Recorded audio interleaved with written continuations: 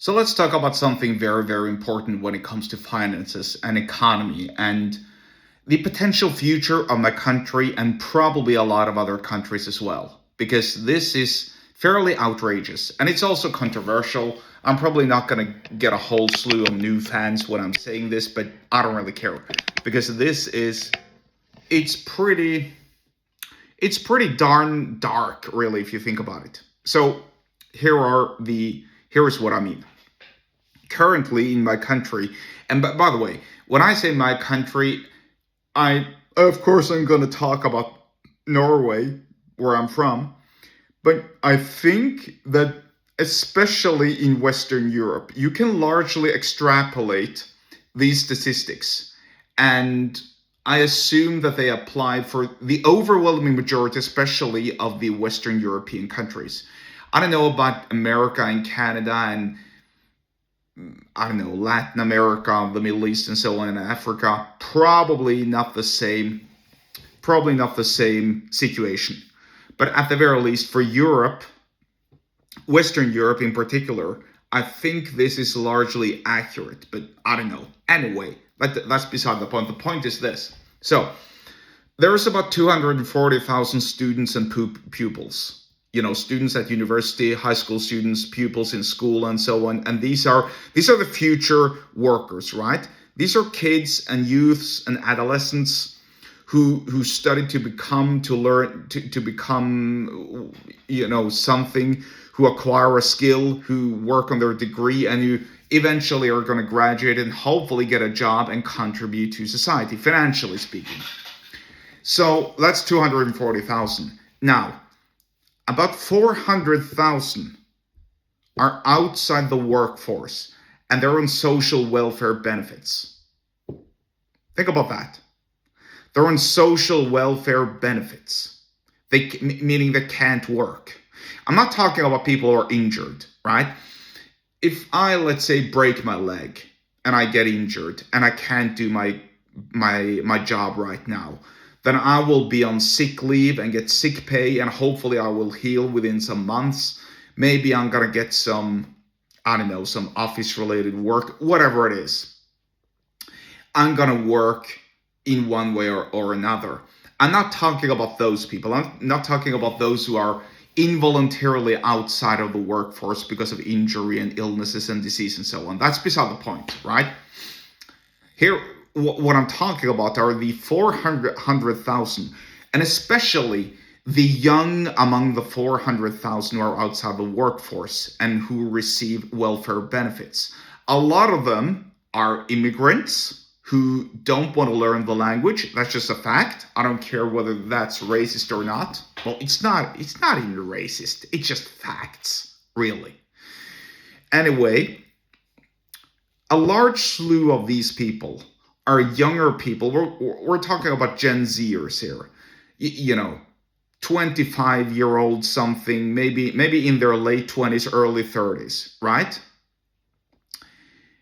Those who really are physically and should be mentally on top of their game, right? I'm a millennial. I'm a fringe millennial though, but I am a millennial, right? As far as I go, I'm sort of like on the downhill, especially health-wise, if you follow these statistics, even though I've never been in better shape as a ripe young 40-and-a-half-year-old. Anyway, getting back to the point here. I saw this girl, this younger woman in her mid-20s, I want to say, maybe 24, 25 something, I don't really know, who was outside of the workforce, who received one of these welfare benefits, who's in this group of the 400,000. Now, I'm not saying this applies to everyone within these 400,000, by the way. Some of them probably have legitimate reasons to be outside and to receive welfare benefits. Maybe some of them are born with a disability or some sort of disease or some other condition. That's fine. I ain't talking about those. If you're unfortunate, you're unfortunate. That's a different thing. However, when I see someone who say that they're burnt out, but they can actually go on fishing trips, they can go to the cafeteria, they can go to the restaurant, they can hang out, they can go on excursions and so on. then I have to really ask you, are you burnt out or are you just lazy? Because listen, we all know what stress is like. There's been multiple times where I've been stressed out of my life. Whether that's because of my boss is haggling me over something at work, there's a lot of things that I have to do at work, there's a lot of things at home, there's a situation maybe with my family that I need to take care of. Bills are arriving en masse and I feel like I can't even pay them. Whatever it is, that's normal and that's part of life. Now, I'm not saying that applies to this woman. I'm just saying it's very easy to check out and say that you're burnt out when things are tough and hard. And especially given the large slew of younger people today who say that they feel depressed, who say that they're lonely, who need psychological help. I mean, the school budgets for psychological and mental help have gone through the roof, which is hilarious. And when I say school budgets, I refer to the elementary, middle, and high school, right? I'm not talking about even the university students. I'm talking about the teenagers and younger. If they feel depressed and need to go to the shrink, then something is fundamentally wrong. And I assume strongly that is because of this messed up society we're living in. Social media, the media in and of itself, bullying that's taking place via the phone, etc., etc. Whatever it is, there's probably multiple reasons. But here's what I know. When I was a kid, when I was a student, when I was an adolescent and a pupil at school, I went through many of the same things. When I was 18, I felt depressed and I felt I was struggling because I had a lot on my plate. I needed to study for my high school exams. I needed to acquire my driver's license. I needed to work on my social skills because I didn't really know how to connect with people. I was struggling to maintain whatever friendships I had, etc., etc. And it was just like time was disappearing like this all the time. But I persevered. I knew it was just temporary. Nobody really thought about going to the shrink. And so when you're burnt out, when you're 24, it's kind of like something doesn't click here, really. When you're 65 and you're old and you're fat and obese, then maybe you're burnt out because you've been living an unhealthy life. Maybe you've been smoking and drinking for many, many years. That's fine. That's perfectly legitimate. I'm not saying it's good. I'm just saying that's legitimate. But when you're 24, you have no reason to be burnt out. Really, you don't. Unless you have a physical disease.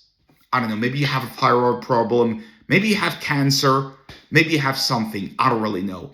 But if you're physically healthy, then what are you burnt out for? Really? Really? And especially, if you're burnt out and you're in bed all day long and you can't even leave the room because you're allergic to light, that's one thing, I guess.